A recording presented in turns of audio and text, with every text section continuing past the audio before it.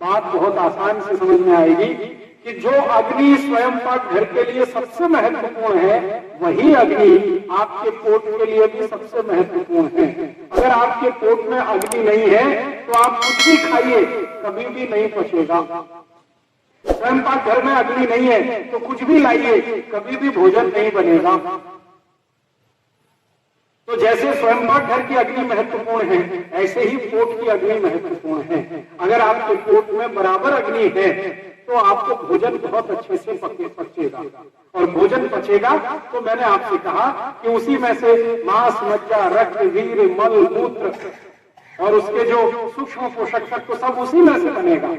अब जो शरीर के काम का है वो शरीर में रह जाएगा, और जो बेकार है वो शरीर से निकल जाएगा।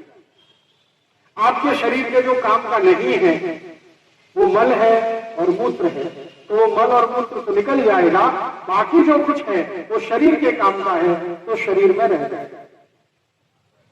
अब आप ध्यान दीजिए इस बात पर कि हमारे शरीर में पेट स्थान, मध्य स्थान सबसे महत्वपूर्ण, और इस मध्य स्थान में वो स्थान जहां भोजन पचता है वो और भी ज्यादा महत्वपूर्ण, और जहां भोजन पचता है उसमें अग्नि अगर है तब तो सबसे ज्यादा महत्वपूर्ण। जैसे आप दूध में चावल मिलाकर अग्नि पर रखते हैं और थोड़ी देर में खीर तैयार हो जाती है, ऐसे ही पोट में अग्नि के उपस्थित होते ही कुछ भी भोजन आगे बढ़ने के लिए, पाचन के लिए चला जाता है। आप कुछ भी खाइए, अग्नि उसको आगे के रूप में लेके जाएगी। पहले क्या होता है, आप कुछ भी खाते हैं तो वो सब कुछ पेस्ट में बदलता है। पेस्ट का तरीका आपने देखा है। पेस्ट माने ना तो सॉलिड है और ना तो लिक्विड है, ना तो द्रव रूप है ना तो ठोस रूप है। द्रव और ठोस के बीच की अवस्था है जिसको हम पेस्ट कहते हैं। हमने कुछ भी खाया तो वो पहले पेस्ट में बदलता है, और पेस्ट थोड़ी देर के बाद रस में बदलता है, और रस के आगे की जो स्थिति है फिर वो सब है जो मैं आपको बार बार कह रहा हूं, मांस, मज्जा, रक्त, वीर, मल, मूत्र, ये सब उसी के आगे आगे निकलता है।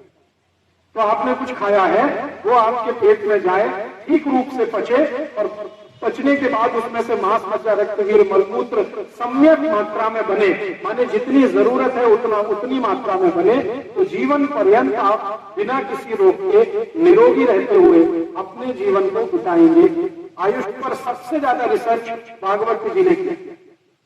चरक ने किया, सुश्रुत ने थोड़ा बहुत किया, लेकिन सबसे ज्यादा भागवत ने की, और सबसे ज्यादा सूत्र इस विषय पर फिर उन्होंने ही लिखे।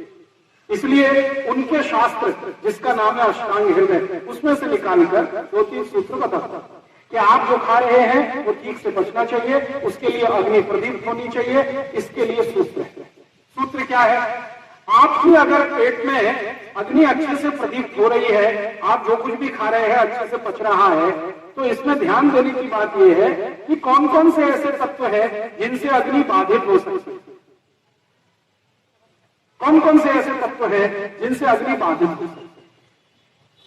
अब मैं आपसे एक सरल प्रश्न पूछूं तो आपको तुरंत ये ध्यान में आएगा। आपके स्वयं पाक घर में आपने भोजन बनाना है, मान लीजिए खीर बनानी है, आपने दूध और चावल दोनों मिलाकर रख दिया, आपकी गैस जल रही है, बर्नर ऑन है और वो खीर बन रही है। अब अगर मैं इस बर्नर को जलते हुए पानी डाल दूं,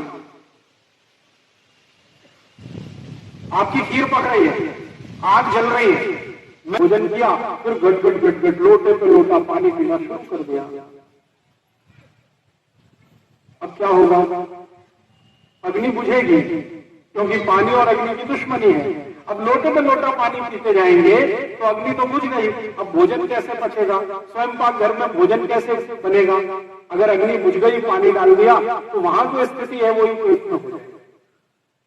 और अगर भोजन नहीं पचेगा तो फिर क्या करेगा? सड़ेगा, और सड़ा हुआ भोजन भागवत ऋषि के अनुसार 103 रोग पैदा करेगा। एक नहीं, 103। मतलब सीधी सी बात यह है कि जो लोग भोजन के बाद गट लोटे पे लोटा पानी पिएंगे, उनको जिंदगी में 103 रोग जरूर आएंगे।